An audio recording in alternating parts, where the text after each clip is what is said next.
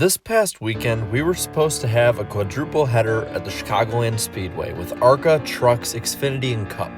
But due to the COVID apocalypse and inept Illinois politicians, we instead won't be seeing any racing at all from the Joliet facility this year. Instead, we had Talladega, so I gotta say it's not a total loss, to say the least. But I have to say that we're missing out on a lot without the Chicagoland Speedway on the schedule this year. It's a track that has really been unfairly maligned through its history due to being one of the numerous cookie-cutter tracks. Through the years, it really has grown in character and provided us with both great racing and great moments.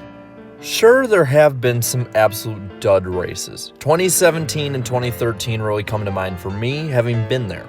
But I think that the good has really outweighed the bad.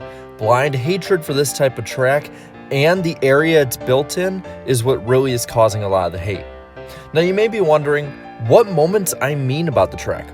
Well, I'd say that Chicagoland Speedway's first major NASCAR moment would be in 2004. Starting off, there's the qualifying orange incident. With Tropicana being the race's sponsor for Cup, that would mean that there'd be the critical error of having a giant inflatable orange as promotion. But with the winds of the Chicagoland area coming over, it had one of the craziest moments ever ensue. Now, that same weekend, there also was a fight. Tony Stewart had restarted behind rookie Casey Kane. The 20 had fresher tires and got into Kane, causing an accident. On pit road, chaos would erupt. BP, there's a big fight in the 20 pit. Tommy Baldwin, a number of the Dodge guys came down to talk to the 20 crew members.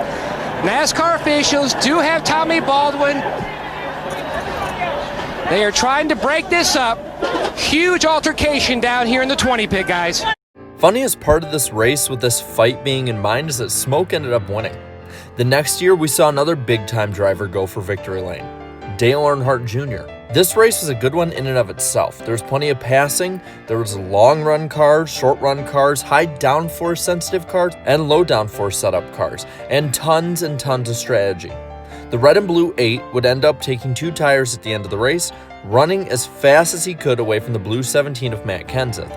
His victory burnout was pretty badass too. Truck drivers were a little upset with me, but they'll be happy going home because I got a little bit of time now because we're going to have to tear that thing down because we won. So the idea is to take a big team and work together like Jack Crouch taught me and like Rick Hendrick has showed us time and time again. That's what Teresa wants. That's what Richie wants. That's what we're going to do.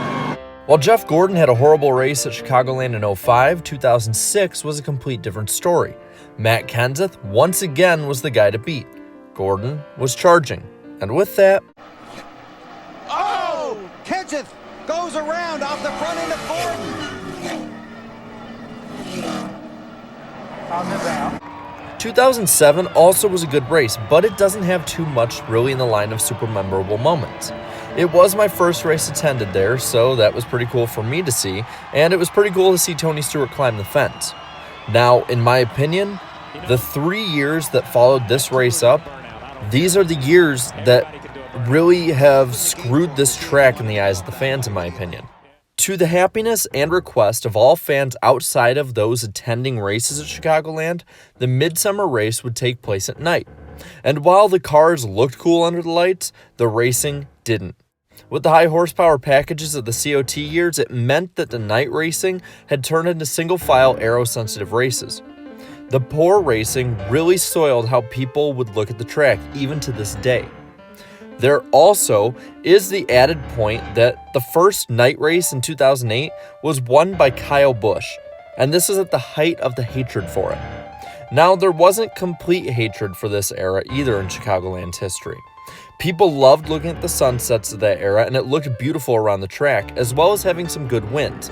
Mark Martin won in 2009, and David Rudiman won in 2010 as an underdog. In an attempt to gain eyes onto the track, NASCAR moved their date to the start of the chase.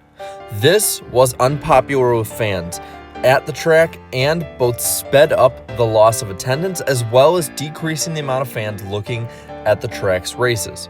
I mean, they're in the Chicago area and going directly against the Chicago Bears at the same day. With everything outside of racing spiraling down, the on-track product actually was getting better. The track over the years had begun to age more and more and more, and the races being put back on the daytime meant that the racing would improve. Multi-groove racing, no matter the generation of car, happened. 2011 saw a fuel mileage race with actual intrigue.